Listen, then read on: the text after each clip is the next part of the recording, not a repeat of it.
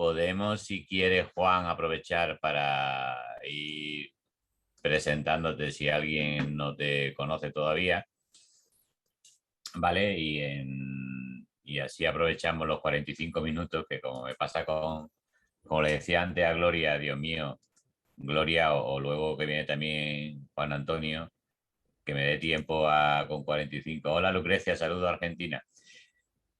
Algún día viviré allí, amenazo.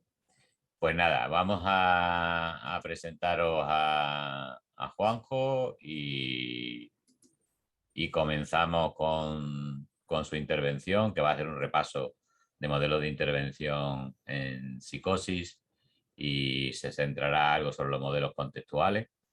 Saludos, Walter. Saludos a Guatemala, querido amigo. Lo has conseguido por fin. Bueno,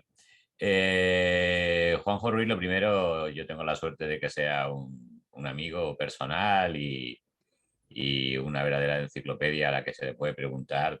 Podría dar la charla prácticamente sobre cualquier tema que le dijéramos, necesitamos, Juanjo, que des una charla sobre. Él es autor, como estábamos comentando aquí, de entre colaboraciones, libros propios y coordinaciones, yo creo que debe estar alrededor de 40 libros.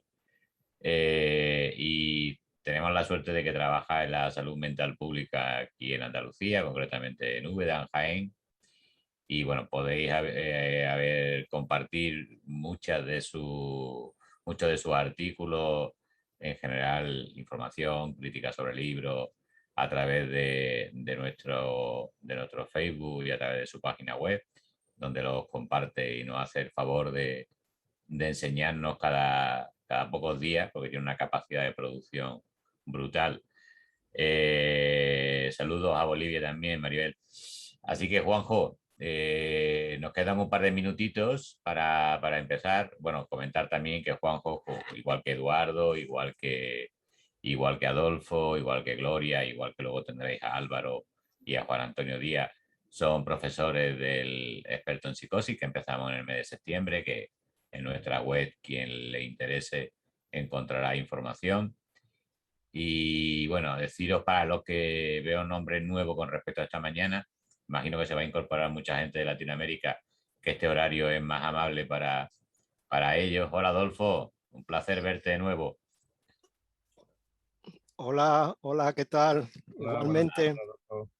no se Lo- podía estar en mejor sitio hoy domingo que aquí, o sea que todo perfecto. Y por cierto, ¿dónde estás? En Oviedo o en Almería? No, no, en Almería, hasta el mes que viene no creo que me vaya de aquí. Estás disfrutando de las buenas temperaturas, yo me alegro. Sí. Bueno, por el norte se estaba un poquito mejor, pero vamos, hay que compatibilizar muchas cosas. Acabo de bajar de Bilbao y de Cantabria y que no te voy a contar la diferencia de temperatura. Ya, No sí, te voy a sí, contar nada aquí tienes que poner el aire acondicionado a punto de reventar. ya, sí, sí. Como estaba comentando, Juanjo en los últimos años nos ha trasladado publicaciones, artículos, intervenciones en másteres, en expertos, fundamentalmente desde la perspectiva grupal, que es muy necesaria en la salud mental pública por una cuestión, primero yo creo que de eficiencia y de eficacia, permite determinada estructura a la hora de la intervención que no ofrece la intervención individual y creo que es muy interesante. Saludos a Paraguay, saludos, me encanta, es maravilloso poder saludar a la gente de tantísimos países, de verdad que es un privilegio. Como decía, y él es de los que comparte, igual que Adolfo, igual que Eduardo, igual que Gloria, igual que el resto de los ponentes, el hashtag con el que estamos trabajando en el tema de la psicosis, es que los psicólogos y las psicólogas debemos atrevernos con la psicosis y también el resto de compañeros que trabajan en salud mental deben adoptar una perspectiva distinta, ¿no? Publicaba Adolfo hace unos minutos, no solamente para solucionar problemas que son graves para el ámbito personal y familiar, sino también para el ámbito social. Así que, señor Ruiz Sánchez, yo desaparezco de pantalla, con lo que le hago un favor a todos. Gracias, Robert, desde Venezuela. Un abrazo. Y está usted absolutamente como dueño de la situación. Tiene casi 200 personas ya escuchándolo, así que adelante. Bueno, buenas tardes a todos y a todas. Mi charla o mi exposición se basa básicamente en una serie de preguntas en relación a las personas con las que podemos relacionarnos en consulta o incluso la vida cotidiana que presentan experiencias psicóticas. Son preguntas abiertas, aunque dé aquí respuestas cerradas, y las respuestas están continuamente en progreso porque la psicología y la perspectiva contextual no es una perspectiva que esté completamente cerrada, y a partir de su desarrollo prácticamente a finales de los años 90, que es cuando aparece la primera obra de tipo contextual por Stephen Hay, pues es una, digamos, una ciencia y una aplicación de la psicoterapia abierta y en continuo desarrollo. Ya sabréis, o si tenéis noticias, por ejemplo, de la incorporación de la perspectiva contextual social de Bernard Yerin y del socioconductismo, y de los propios debates internos que hay en la perspectiva contextual. ¿No? Es algo en continuo progreso y que redunda en la mejora de nuestras intervenciones psicológicas con las personas que padecen esta experiencia. Esta primera diapositiva, como veis, hay dos fotografías, una de un cerebro y otra de Ortega y Gasset. Y creo que la frase de Ortega y Gasset del 1914 es muy pertinente al respecto con lo que supone la perspectiva contextual. Es decir, la propia identidad personal está ligada a las circunstancias donde la persona desarrolla su vida, su proyecto de vida, y como Perdóname. dice la frase, Me parece que tenemos algún pequeño problema de sonido. A ver, intenta acercarte más al micro y lo vemos, ¿vale? Mira, a ver. Gracias. ahora, Ahora creo que mejor, ¿verdad? ¿se oye? Mejor. ¿Se oye bien? Sí, mucho mejor. Perfecto. Vale. Adelante. Como decía, la presentación básicamente va a girar en gran parte en torno a la dicotomía o la diferencia entre el modelo predominante, el modelo biomédico y el modelo contextual.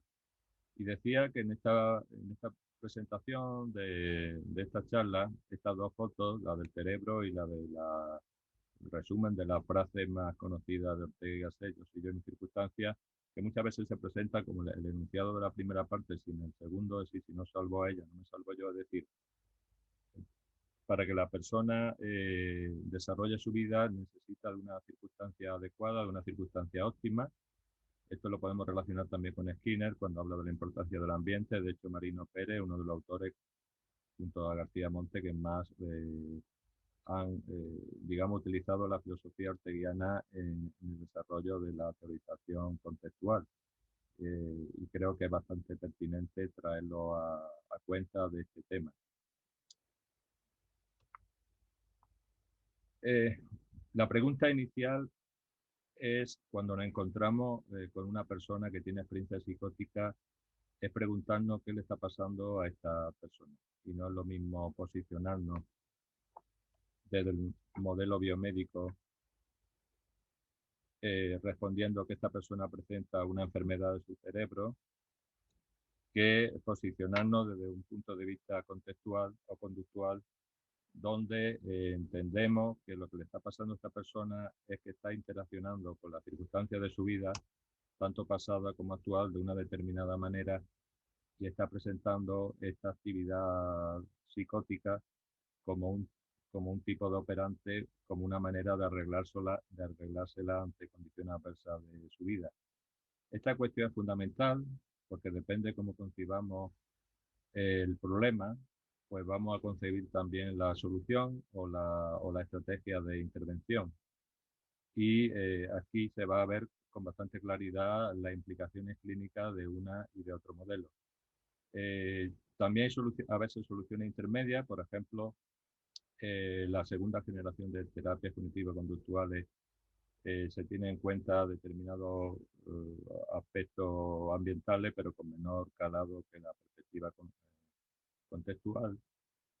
Y también la perspectiva contextual no ignora los factores biológicos, pero veremos que lo incorpora de una manera distinta a la perspectiva biomédica. Pero como digo, esta pregunta de qué le está pasando a esta persona que tengo aquí delante, o este grupo de personas, si trabajamos con grupos, la concepción que nos hagamos de a qué se deben sus dificultades va a influir poderosamente en cómo vamos a intervenir. De hecho, prácticamente todo el sistema de salud mental predominante está basado en el modelo biomédico y no en el contextual. Es decir, el modelo contextual es minoría dentro de los sistemas sanitarios, aunque por parte de los psicólogos sobre todo y algunos psiquiatras se le está dando cada vez más importancia a trabajar desde un punto de vista distinto. Veremos que esto tampoco es propiedad de los psicólogos contextuales, sino también hay una tendencia poderosa en psiquiatría que se llama psiquiatría crítica por psiquiatría, que apuesta también por la persona y por su contexto. Aunque no es exactamente el modelo norteamericano contextual, pero está bastante cercano y aquí me he permitido incorporarlo a esta exposición, aunque sea brevemente. El modelo biomédico, como digo, es el modelo predominante y básicamente entiende la actividad psicótica como una enfermedad del cerebro. Una enfermedad que está causada por factores genéticos alterados, por desequilibrio bioquímico, por daños cerebrales, por alteraciones en el neurodesarrollo y también muchas veces, dependiendo del tipo de experiencia psicótica, por intoxicaciones de diversos tipos, sí, incluso a veces producida por el consumo de tóxicos, de drogas. Los factores ambientales, los factores relacionales del modelo biomédico cumplen un papel desencadenante del proceso, pero no causante, me refiero, desencadena el proceso psicótico, es decir, se tiene en cuenta, pero de una manera secundaria. Y se entiende que la actividad psicótica se debe a fallo en el procesamiento neuronal. Esta actividad se entiende como síntoma, que básicamente se presenta en forma de delirio, en forma de alucinaciones, el trastorno del pensamiento y una serie de síntomas negativos.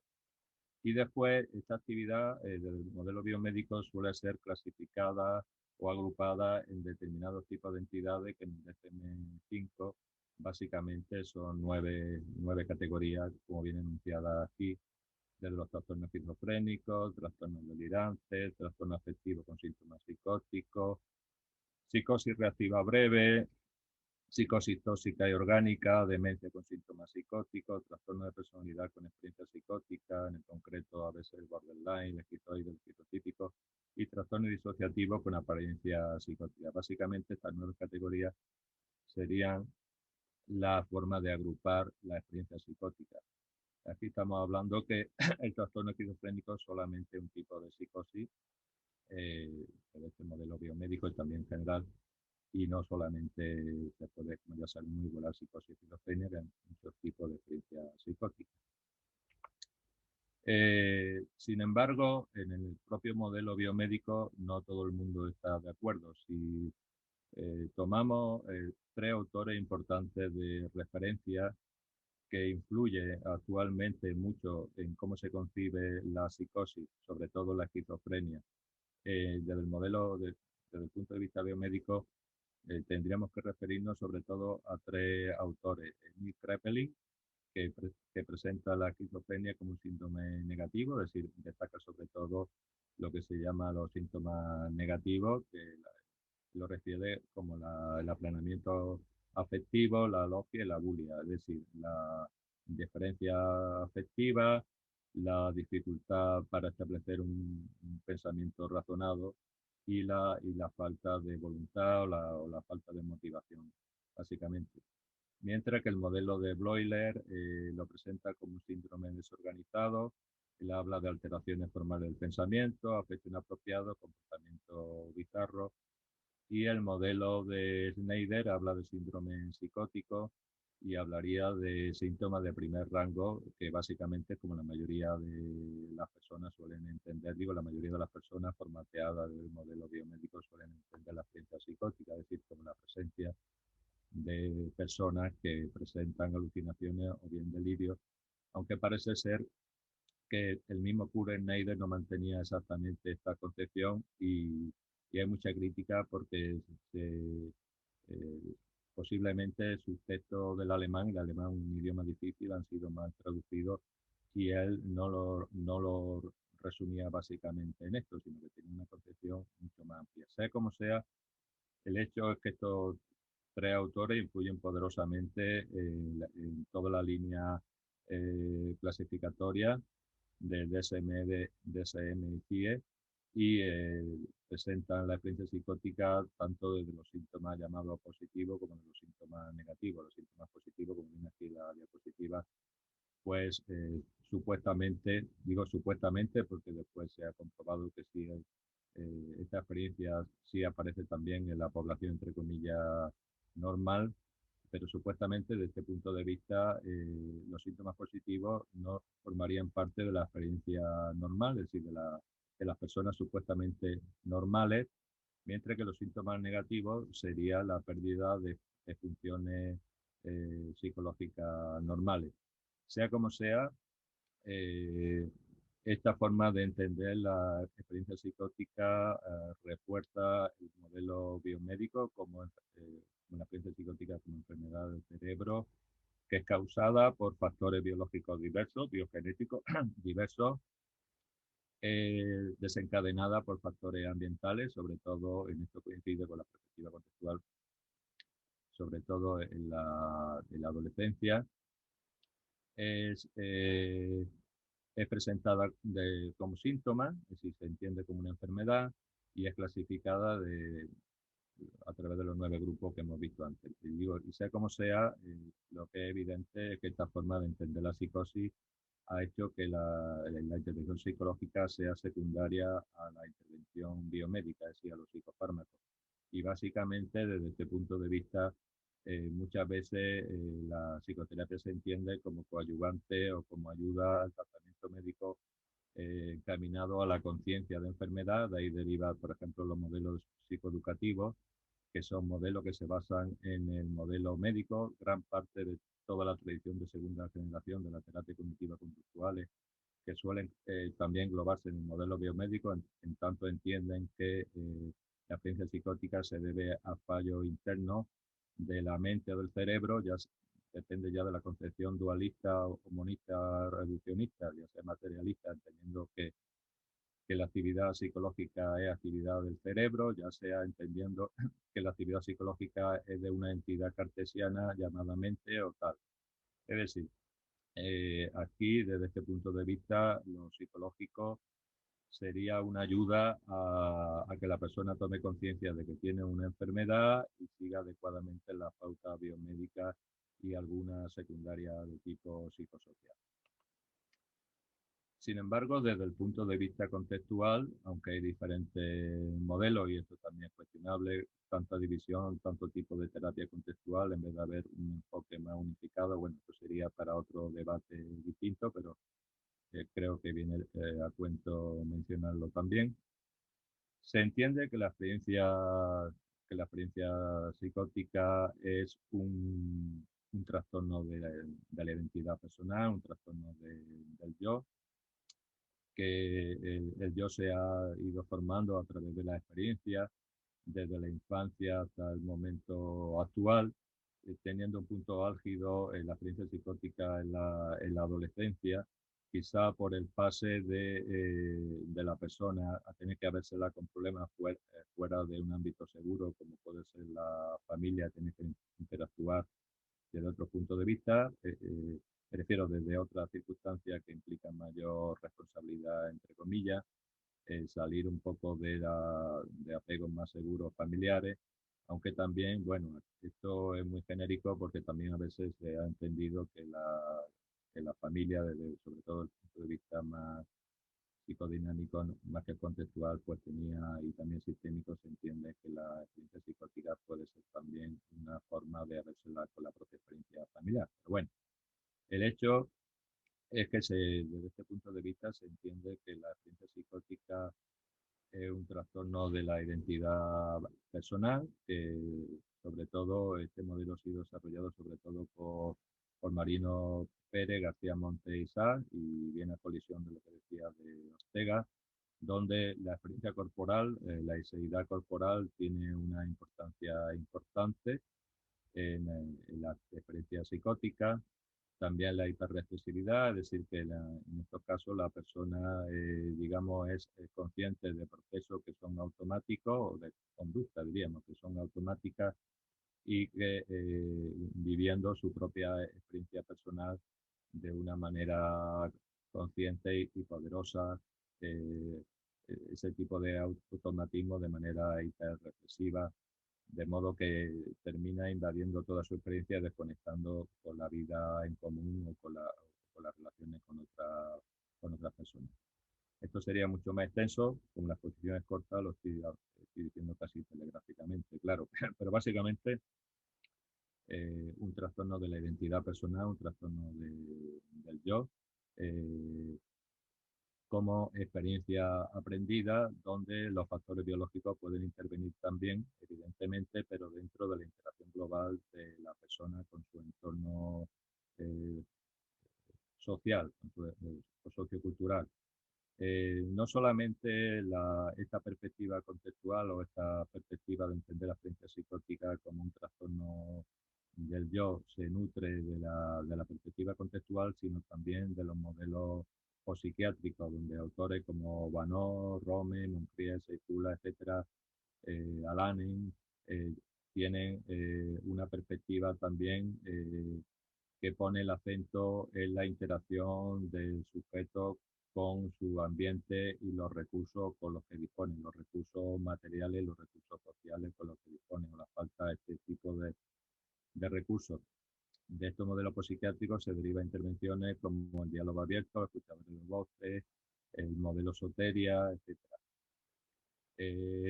Como he dicho, el modelo contextual es un paraguas muy grande de intervenciones, donde destaca especialmente la terapia de aceptación y compromiso. También la DBT, aunque es muy nueva, de hecho aparece básicamente solamente un texto de DBT en psicosis, como veremos a continuación, de Maggie Mullen del año pasado. Sí hay una tradición más extensa de la terapia cognitiva basada en la persona, y curiosamente, bueno, también socioconductismo, y curiosamente la faz, sobre todo la faz de grupo, está ausente en la intervención en psicosis. Esto probablemente tenga una explicación porque los autores de referencia suelen ser, como sabemos, los anglosajones norteamericanos, hablo de FAS, que básicamente se han dedicado a trabajar con personas entre comillas, con problemas de personalidad, trastorno del carácter, trastorno de personalidad en ámbitos privados, y muchas veces muchas de las personas con experiencias psicóticas son personas con bajos recursos socioeconómicos, no se pueden permitir este tipo de terapia, y a veces el propio sesgo de la población con la que trabajamos hace que desarrollemos enfoque adaptado precisamente a la población con la que trabajamos. Si la población es privada con cierto nivel económico, pues no se va a permitir intervenir desde la autora de referencia al no acceder a estas personas a este tipo de recursos. Y también habría que contar aquí, curiosamente, con los modelos psicodinámicos de tipo finlandés, parecido a los modelos psiquiátricos, que la mayoría de ellos provienen de la zona de Holanda, Finlandia y toda la parte escandinava. Pues también hay un desarrollo muy interesante de los modelos psicodinámicos por Alanen y otros autores, donde proponen también la experiencia psicótica como un trastorno del yo, de la identidad. Por cierto, esto ya está incluso en la obra de Jacques Lacan, aunque desde otra perspectiva, donde él plantea la psicosis como un trastorno que se desarrolla a partir del carácter o de la personalidad, así de la identidad personal también. Juanjo, te voy a pedir que te vuelvas a acercar al micro, porque Sí, estamos con problemas de audio. A ver si- bueno, básicamente, y yo aquí me he extendido, no solamente me he De ahí remitido, no te muevas, de ahí no te muevas. sí, básicamente, y no me remito solamente cuando hablo de contextual a lo contextual puramente dicho, sino también a integrar, y de hecho, como veremos a continuación en la exposición de nuestro compañero Juan Antonio a las 6, él va a hacer bastante mención a esto, de integrar sobre todo los aportes psicosociales, y yo integraría también los aportes psicodinámico integrador, incluso los aportes de Irwin Yalom desde la psicoterapia existencial, sobre todo en el tema grupal. E incluso algunos otros aportes de otra perspectiva, como podría ser el modelo constructivista o el modelo sistémico. No hay que ser feo por sergarnos en nuestro propio modelo a lo que están aportando otras personas, aunque después, entre comillas, uno a otro nos traduzcamos o lo asimilemos desde nuestro propio modelo. Es un campo muy amplio donde hay muchísimas personas trabajando y no todo va a provenir siempre de nuestro propio campo, como es evidente. Eh, Desde un punto de vista contextual, ¿cuáles podrían ser las causas de la experiencia psicótica? Aquí me remito de nuevo, sobre todo, a distintas obras y distintas articulaciones desarrolladas por Marino Pérez y García Monte, prácticamente desde el año 2003, en diferentes obras, 2019, donde él utiliza la referencia aristotélica para dar orden a las causas de la experiencia psicótica. Desde el punto de vista aristotélico contextual, por llamarlo así, distinguiríamos cuatro tipos de causas, es decir, eh, quién o quiénes hacen la experiencia psicótica, porque la experiencia psicótica es una actividad, es una clase de conducta, es una operante que se refiere a personas concretas. Y aquí, desde el punto de vista contextual aristotélico, que es un punto de vista filosófico, pero que viene a iluminar cierta oscuridad a veces de un paradigma excesivamente empirista, que quizá no capta aspectos complejos, pero creo que es bastante pertinente el punto de vista aristotélico en esta cuestión. Eh, ¿Quiénes son las personas que hacen la experiencia psicótica? Evidentemente, la propia persona que la presenta, que presenta estas conductas o estos síntomas, si lo metiéramos en el modelo biomédico, en un contexto de tipo adverso, y también las personas que se relacionan con esta. Es decir, la experiencia psicótica es una experiencia relacional, biográfica, con una historia de aprendizaje detrás y una experiencia actual que se mantiene en gran parte por el intercambio entre la persona y su medio ambiente, pero el medio ambiente son otras personas básicamente y un medio sociocultural. Estos son los actores, la persona que es portadora, diría en sistémica el paciente identificado, aquí habríamos la persona portadora de los síntomas, de las conductas, en relación a un medio habitualmente adverso, donde, y esto se ha investigado bastante, porque hay bastante frecuencia de que aparezca en personas que han emigrado y no se han adaptado a la nueva situación, personas, por lo menos en un porcentaje importante, que han vivido experiencias traumáticas, personas aisladas, con falta de apoyo afectivo y materiales, un entorno a veces poco validante, etcétera. Hablaríamos que la causa eficiente es quién o quién hace la experiencia psicótica, la persona portadora de la conducta, síntomas, entre comillas, los otros que se relacionan con ella, también los propios profesionales como otros que nos relacionamos con estas personas y que incluso podemos tener una función iatrogénica de reforzar, y esto a veces, desgraciadamente, el modelo biomédico refuerza a veces también un papel pasivo y muy autoritario, excesivamente autoritario, descalificador del discurso verbal de esta persona, y puede aumentar incluso la iatrogenia, y podemos ser coactores para mantener esta problemática.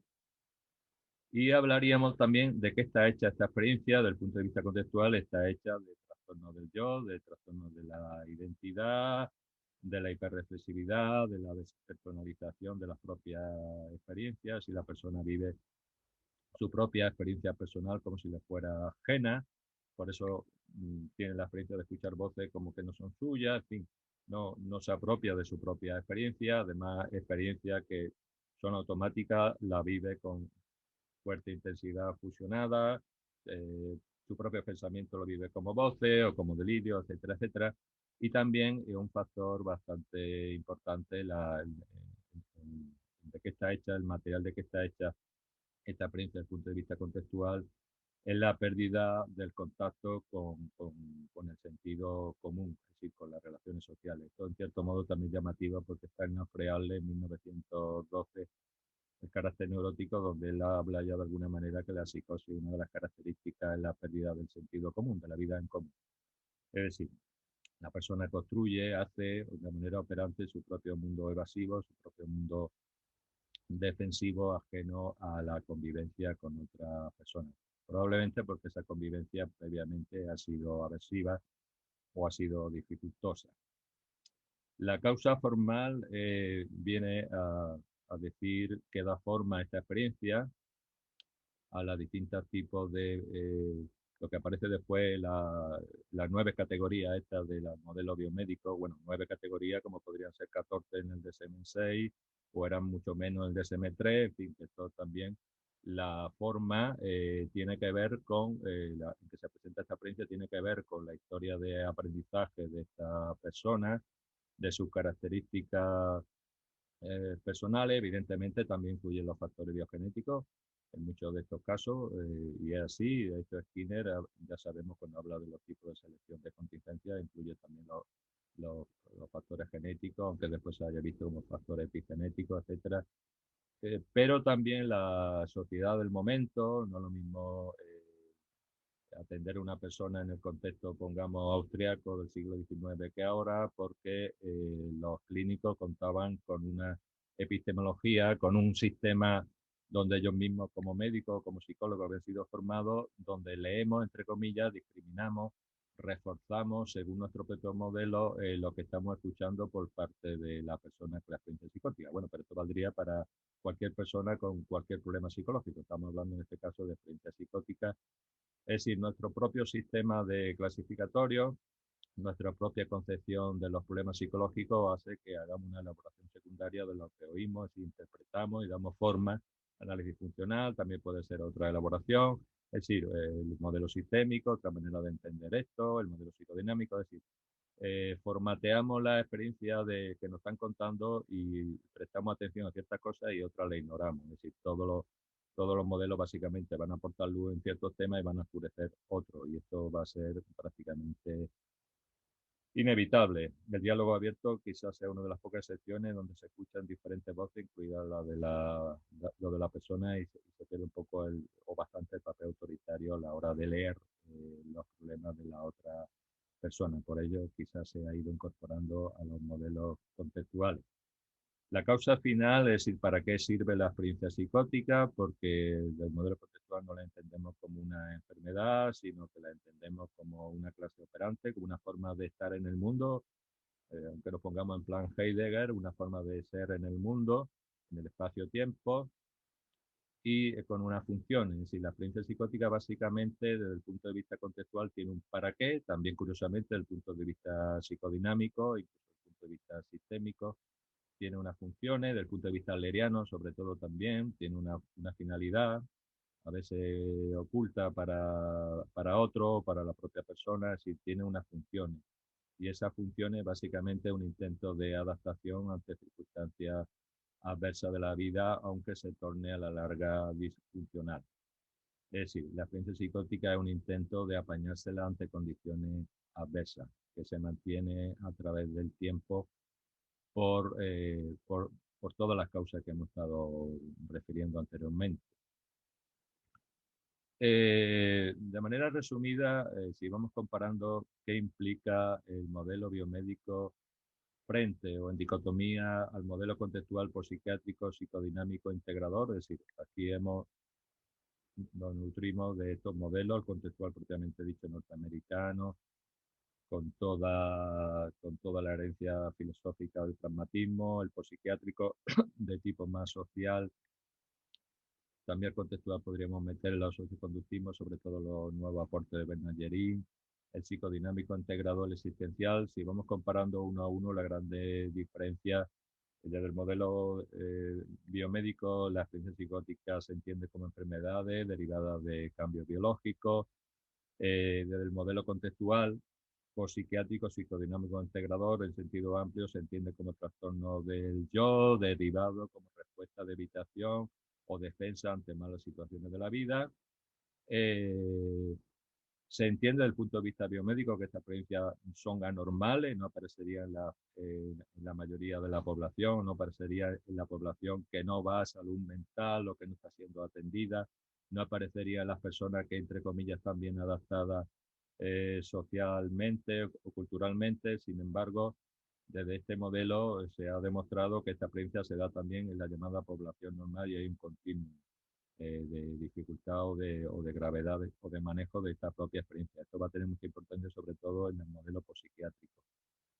Desde el punto de vista biomédico, estas normalidades, estos síntomas son clasificables en síntomas de primer rango o característicos o propios, definitorios, haciendo los diagnósticos diferenciales, el DSM, CIE, bueno, los CIE diversos, mientras que desde el punto de vista contextual esta experiencia es comprensible o entendible y evaluable desde el análisis funcional y también desde el análisis del funcionamiento y del deterioro personal, sobre todo como presentará Juan Antonio a las 6. Lo que nos cuenta la persona que tenemos delante de su experiencia psicótica desde el punto de vista biomédico, el contenido no tiene ningún valor porque la persona estaría, en cierto modo, se hace un paralelismo con la intoxicación de un delirio por alcohol o por tóxico, no tiene ningún sentido lo que dice, porque básicamente una experiencia distorsionada. Mientras que desde el punto de vista contextual, lo que nos cuenta los contenidos sí está relacionado, son formas subjetivas que han sido formateadas por la propia experiencia y por otros, y lo que nos cuenta si se valida, si tiene un sentido, aunque no, aunque sea a veces difícil encontrarlo, sobre todo desde el punto de vista biomédico, pero desde un punto de vista funcional, esto que nos cuenta la persona tiene un sentido para ella ante circunstancias adversa.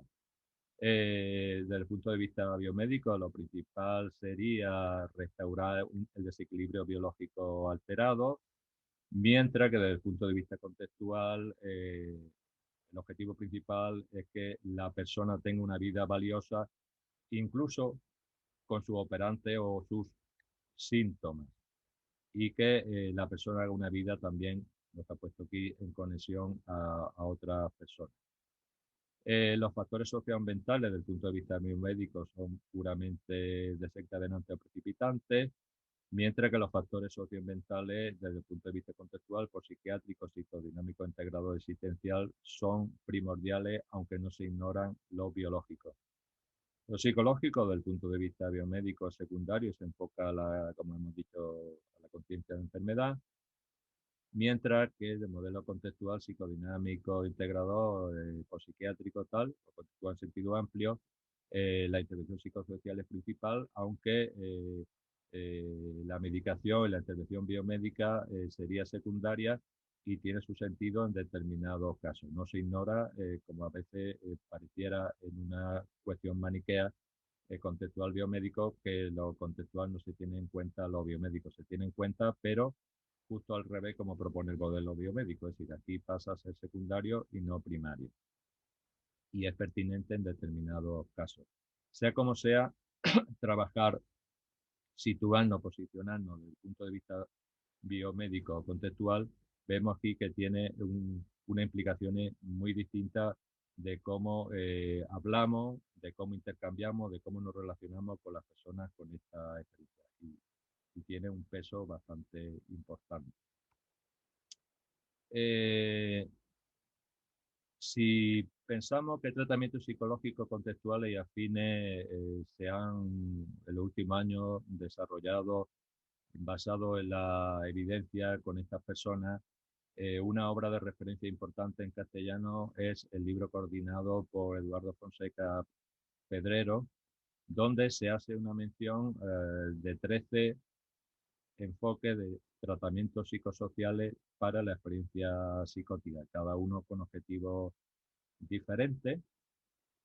Por ejemplo, en este 13 podemos mencionar la terapia conductual, cognitiva conductual para los síntomas positivos, que tiene tanto formato individual como grupal, aunque este modelo estaría enfocado más desde el punto de vista biomédico. Cuando hablo biomédico, eh, aquí podemos incluir muchos modelos psicológicos que entienden el problema como un fallo interior, ya sea de los esquemas cognitivos, de, de problemas del neurodesarrollo, etcétera, sin entender que ese fallo cognitivo no deja de ser operante de la persona global en relación a su medio. El hecho es que sea como sea, es decir, aunque no siga el enfoque tan contextual, esta terapia tiene evidencia de su efectividad. Ya otra cuestión es cuáles son los factores activos y tal, como presenta a veces otro autor al cuestionar los ingredientes activos de la terapia.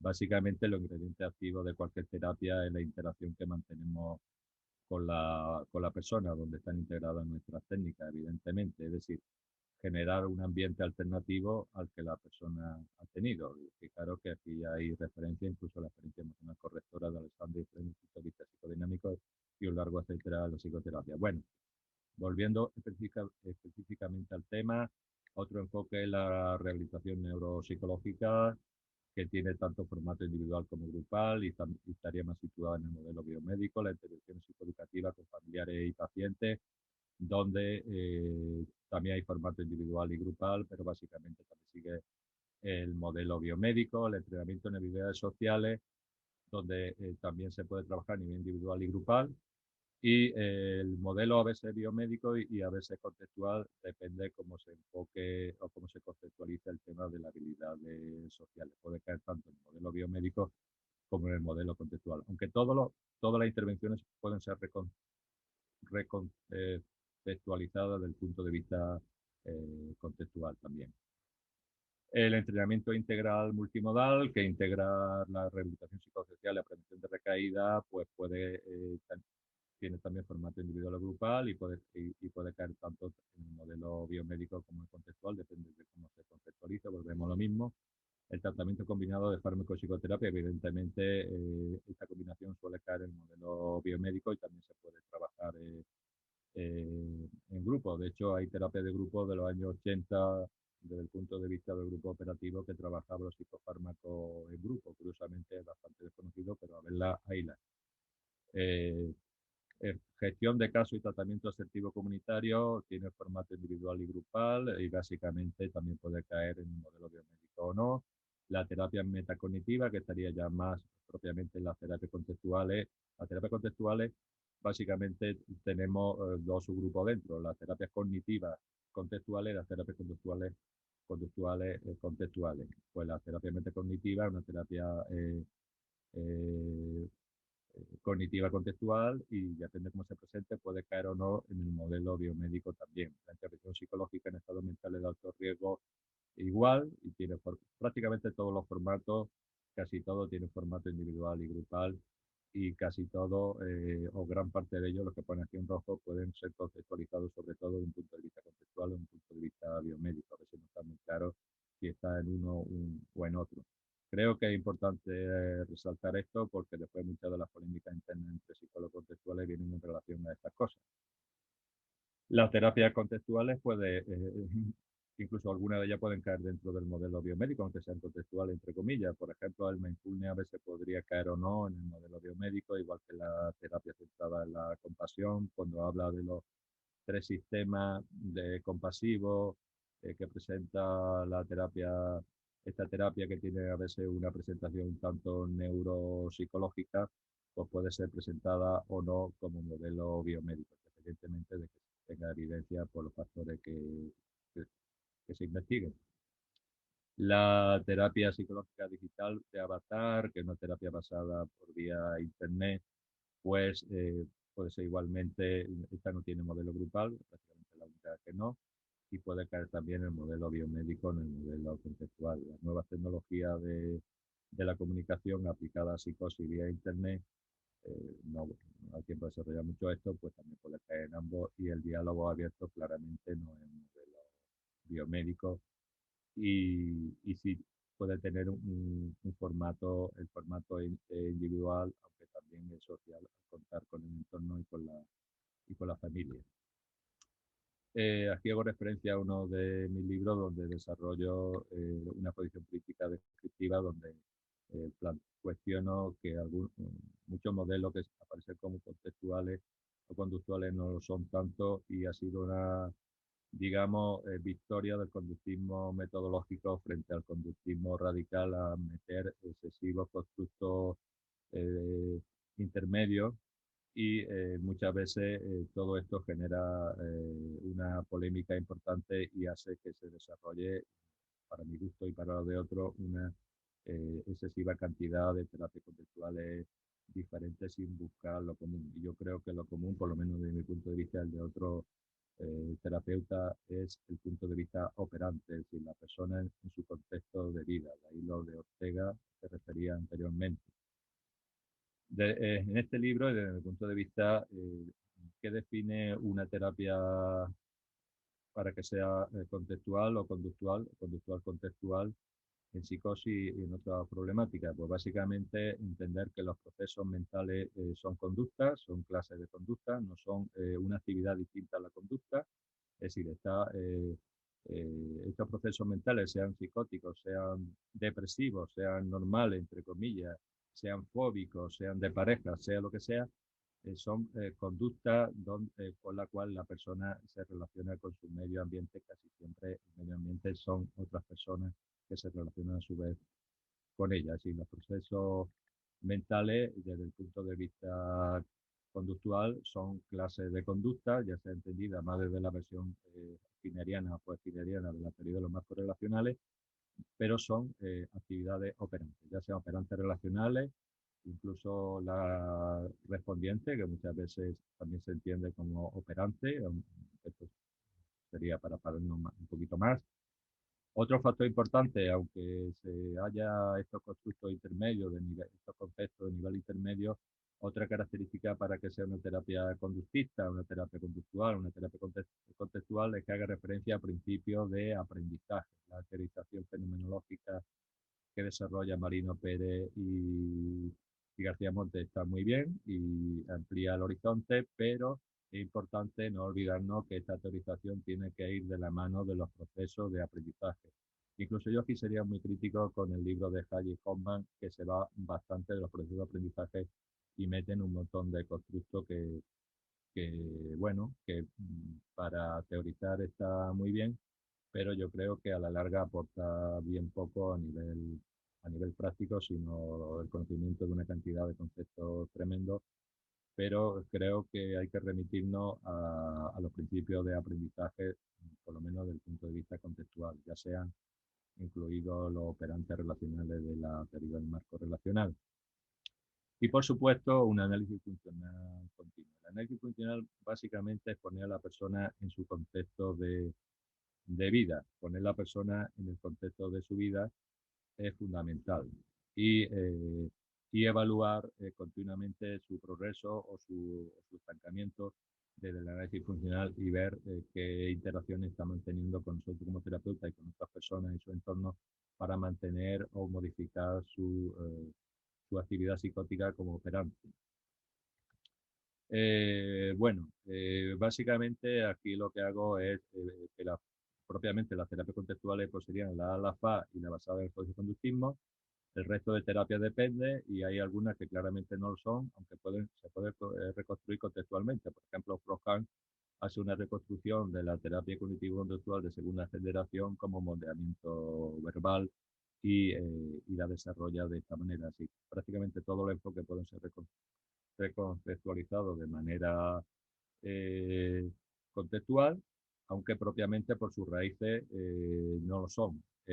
Yo diría que el conductismo realmente que ha tenido éxito, que está teniendo éxito, desgraciadamente en algunos aspectos, es el conductismo metodológico de los constructos. Es decir, no tenemos más remedio que para explicar las cosas, observar la conducta, pero muchas veces del conductismo metodológico se entiende que esa conducta está implicando cambios o procesos mentales o neuropsicológicos que están a otro nivel. Creo que eso es un error importante, por lo menos desde el punto de vista conductual contextual.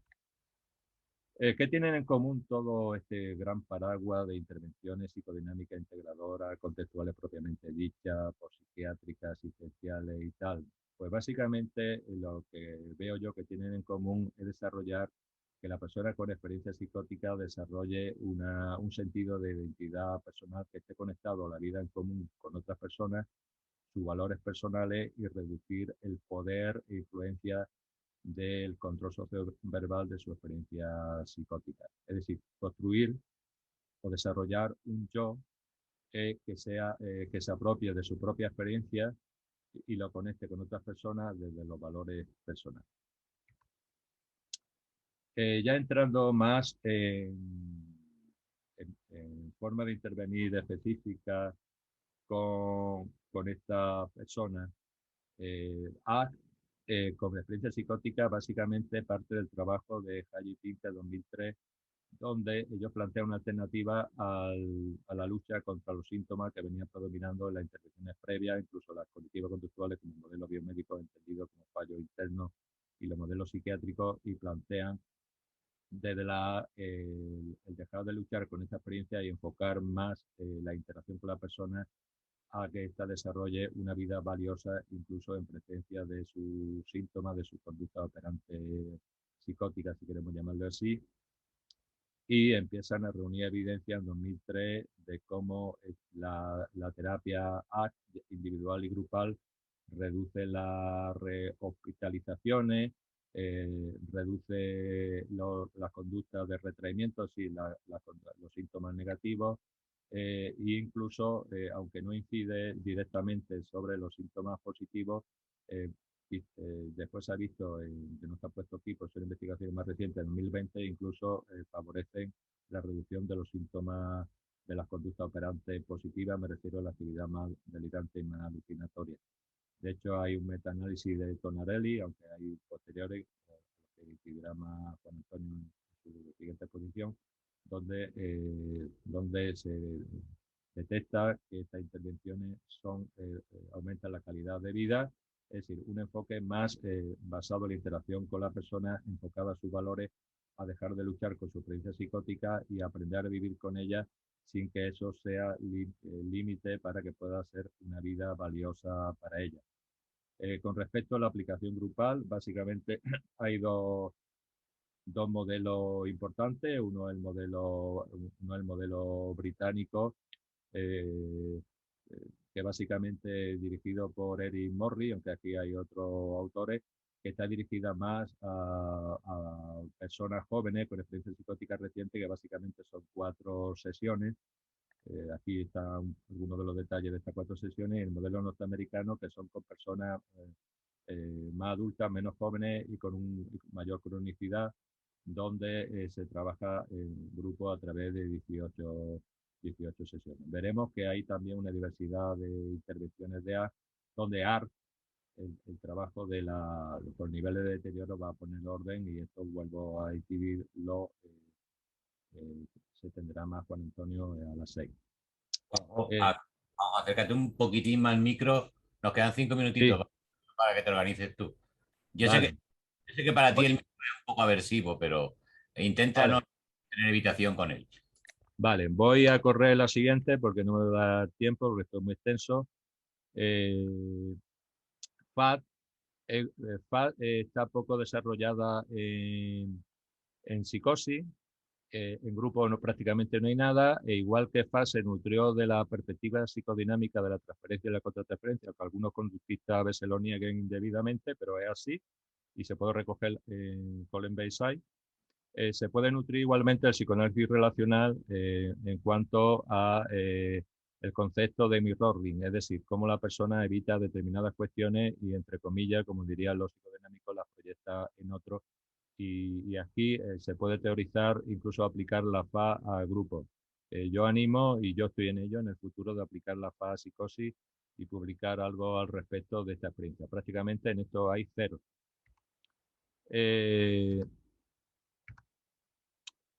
Un enfoque importante es el de Chadwick, de la terapia cognitiva centrada a la persona, que es un modelo a caballo entre la segunda y la tercera generación, aunque cada vez más en tercera generación, donde utiliza mucho el mindfulness para relacionarse con la experiencia psicótica. Así que casi todas las terapias de tercera generación van a incidir en cómo fomentar la relación de la persona con su propia experiencia subjetiva para que ésta quede menos atada, menos fusionada a ella y pueda desarrollar una vida valiosa a pesar de tener este tipo de experiencias. Aquí básicamente pues mezcla el mindfulness, el diálogo socrático con los contenidos y el compartirlo en grupo. Y sobre todo, como vengo a repetir, desarrollar una creencia sobre sí mismo más relacionada con lo otro y menos negativa. Las terapias cognitivas centradas en mindfulness, pues básicamente parten de relacionarse con la experiencia psicótica de una manera defusionada, dejándola ahí. Esto fomentaría la aceptación, la no evaluación, frente a luchar la evitación y evaluar. Y la terapia centrada en la compasión, que va muy relacionada con el tema del estigma y el autoestigma, pues básicamente lo que se trata es desarrollar un mejor trato de la persona con experiencia psicótica a sí misma a través de los métodos que propone la terapia centrada en la compasión, ya sea grupal o individual.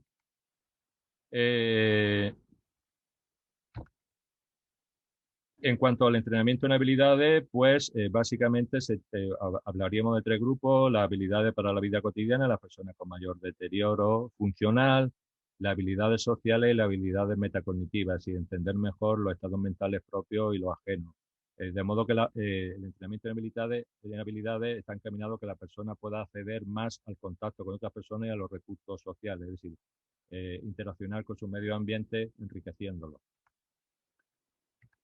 La DBT es un enfoque nuevo. Básicamente lo que plantea es que a veces se puede trabajar de psicosis desde muchas personas con experiencia psicótica aparecen problemas emocionales importantes como ansiedad y depresión, que a veces no son tenidos en cuenta, y esta ansiedad y depresión refuerza aún más los síntomas o las clases operantes psicóticas. Trabajar con la regulación emocional puede ayudar a la persona a manejar mejor las relaciones interpersonales, la relación consigo mismo, y a disminuir la experiencia psicótica a través de la regulación emocional. El enfoque DBT, el enfoque de diálogo abierto de tipo finlandés, cada vez más extendido o un poquito más de peso en la experiencia más del sur de Europa y algo en Estados Unidos y otros países. Básicamente se trata de un equipo ambulante que trabaja con las personas y su entorno para tratar de no ingresarla como respuesta inmediata en unidades psiquiátricas, medicalizarla y utilizar todos los recursos a la mano desde un modelo no autoritario donde toda la voz, incluida la de la propia persona, es tenida en cuenta para buscar alternativas a este tipo de experiencias. Aquí algunos libros de referencia. Los escuchadores de voces, pues demuestra ya en los años 80 por Rome y Escher que la experiencia psicótica es más común entre las personas en general, es decir, casi el 40%, también casi el 40% de las personas que reciben psicofármacos no remiten en su experiencia alucinatoria delirante, y entre un 2 y un 4% de la población escuchan voces. Solamente un tercio de ellas va a psiquiatra o a psicólogo o salud mental y se manejan de manera más positiva. A partir de aquí se desarrolla grupo de iguales donde se validan las voces y donde se genera un ambiente alternativo a invalidar esta experiencia o psiquiatrizarla o psicologizarla como mal funcionamiento del coco, del cerebro. Y el trabajo socioconductivo pues plantea que la experiencia psicótica es una manera de buscar recursos, aunque sea disfuncional, cuando la persona vive mala experiencia. Esto sobre todo incide en la obra de Bernayeri, y cómo habría que facilitar los recursos a esta persona para que no utilice la experiencia psicótica como una forma de adaptación. Incluso tiene un juego de preguntas que me tuvo el gusto de compartirme, de guía de cómo interaccionar con este tipo de personas para fomentar más el contacto social y que dejen de remitirse a la experiencia psicótica como forma de interacción y que faciliten el acceso a recursos. De hecho, plantea toda una revolución en el conceptualismo desde el punto de vista más social, no solamente socioverbal, que a veces se queda muy esquemático en reglas verbales sin remitirse a contextos sociales concretos, y este hombre pues plantea remitirse a contextos sociales concretos que complementa la perspectiva norteamericana y australiano, y plantea este punto de vista. Y por último, que en esto a continuación se extenderá a nuestro compañero, el enfoque de AR viene a organizar prácticamente todas las intervenciones, tanto de segunda como sobre todo de tercera, en función del análisis funcional y del nivel de deterioro, distinguiendo 4 tipos de niveles de deterioro, donde tienen sentido diferentes tipos de intervenciones, tanto desde el análisis funcional como desde la funcionalidad. Y bueno, por último, a la hora de trabajar las alucinaciones y los delirios, pues contamos por lo menos con 6 enfoques que permiten darnos una variedad si no funciona uno, utilizar otro, por decirlo así, y que no son necesariamente excluyentes. Incluso cuando la comunicación con la persona es imposible o su grado de violencia, puede estar justificado en algunos casos aparte de explorar si hay algún tipo de intoxicación o de problema orgánico, que a veces lo pueda haber en algunos de estos casos, el tratamiento farmacológico, pero de manera secundaria la intervención psicosocial, que debe ser el referente, incluso el internamiento temporal. Bueno, como no me da mucho más tiempo, aquí lo dejo. Muchas gracias a todos. Yo primero agradecerte, Juanjo, porque pese a tu aversión al micro, la verdad es que el trabajo ha sido bestial. Yo te voy a pedir, y aprovecho que eres muy amigo, para que estas diapos me las pases y se las podamos pasar a los asistentes, porque creo que es un trabajo brutal.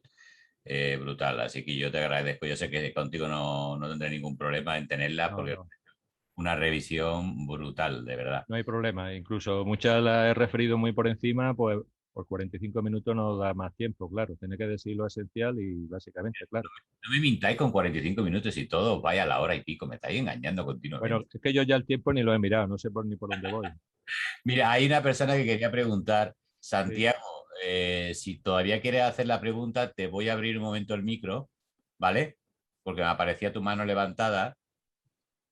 No sé si querías preguntar alguna cosa. No, no nos dice nada Santiago, igual es un problema de algún tipo con la manita levantada. Pues, Juanjo, muchísimas gracias, compañero. muchas gracias, Itaca, muchas gracias a ti, muchas gracias a todos los asistentes y espero que despierte interés de todos y sigamos adelante porque esto, como digo, no es un asunto cerrado y, y todos aprendemos continuamente. Ana María, tendréis las diapos. De verdad que el trabajo ha sido brutal, Juanjo, lo que has resumido aquí. Enhorabuena. Y